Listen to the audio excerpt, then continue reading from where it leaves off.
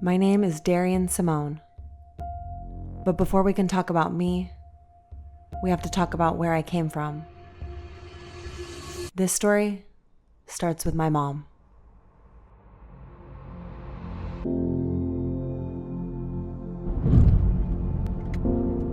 I found out I was adopted when I was 33. My father had just passed away, and circumstances really changed for my mom, and we had to move.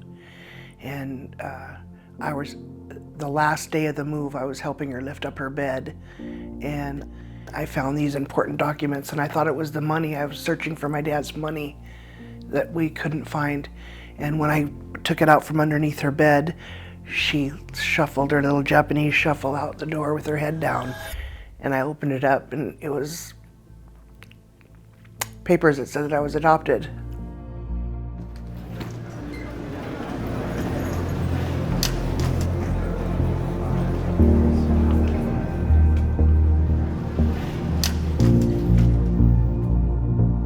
I was mad at first because my dad died without telling me, so I didn't get to ask him about it. I asked her, why was it under the bed? Like, why are you hiding this stuff under the bed? And she said they thought that I would run away. And then they decided as I got older, oh, it's time for us to tell her. And then I got pregnant with my daughter. And they're like, oh yeah, we really need to tell her. And then he brought the paperwork out, and they were discussing it one day, like, we really need to tell her. And then I showed up with my daughter at the house, and they're like, whoops, and they just shoved it under the bed, and it just never got brought up. They just never brought it up to me. It wasn't just till recently that I've been questioning, like, my identity, you know. Actually, when I was 16, I came home from school one day, and I came busting in the house, and my mom and dad were there. And I said, Mom and Dad, am I adopted? And my dad said, oh my goodness, why would you say something like that? And I said, because I don't look Japanese and I don't look white. And my dad goes, no, of course you're not adopted. Do you want to see your birth certificate? And I said, yes, I want to see it right now. So my dad brought me the birth certificate. I didn't know at 16 that when you adopt somebody, your name goes on the birth certificate. So I assumed because their name was on the birth certificate that it was real. So I just let it go. After I found out that I was adopted, I had no desire while my mother was alive. I didn't want to affect her. And then my mom died, and I had a burning desire. But I'm like a procrastinator, and I'm not tech savvy. I didn't know what to do, you know. But I had this best friend, her name was Susie.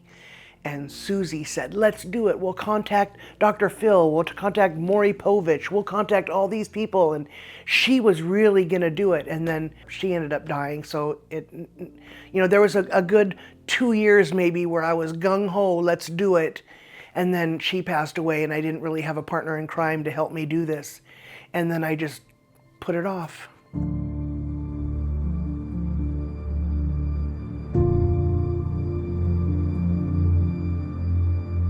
I used to be a girls' camp leader at church, and there was these girls that I did it for 4 years, and they were from 12 to 16.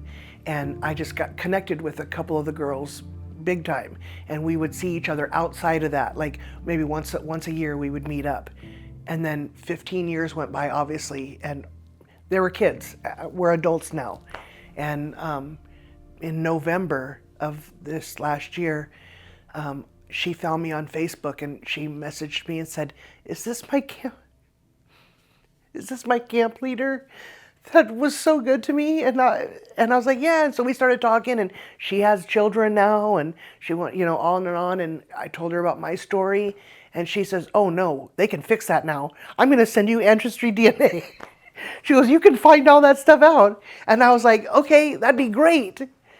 So she mailed me the ancestry DNA kit, but I didn't mail it right away because I told my daughter, and my daughter told me not to do it.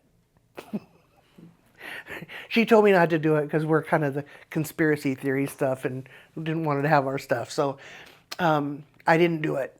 And then my friend kept asking me, did you do it? Did you do it? And I was like, oh yeah, I turned it in. You know, there's just something wrong with the mail. And then finally something just thought, this sort of stuff is really working. Like, is it worth, sometimes it's better to ask for forgiveness than it is permission. So I thought, I'm just gonna do it and then tell my daughter I'm sorry later.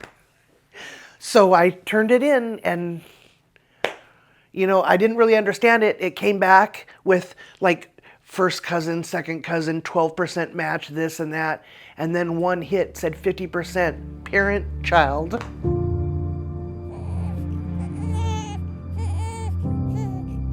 I immediately sent a message to that person saying, like, I don't know who you are. I don't know if I'm related, but this is me. I said, you know, this is my name. I was born in 1969.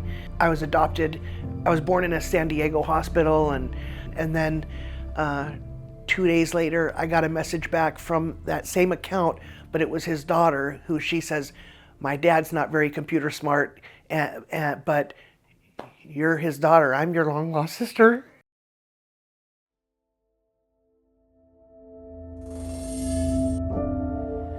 And I'm really excited about this, but I'm super scared.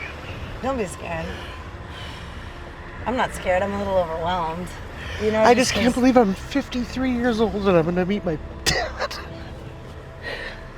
He's been texting me too. He has? Mm-hmm. He says, hi, princess. I call all my granddaughters princess. Yeah, he's super nice.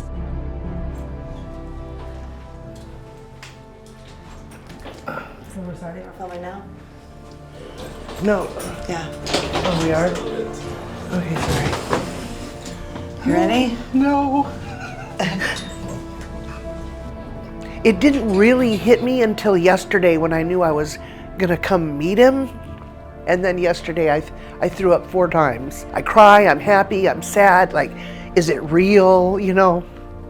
I haven't had parents in so long, like I don't even, I'm kind of excited just to have a dad again, like, I was so sad when my parents died.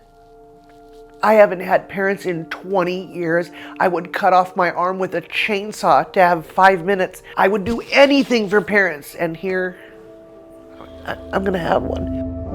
Ready? Oh my God.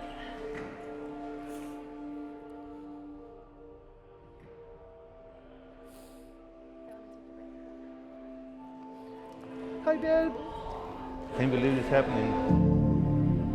Love you.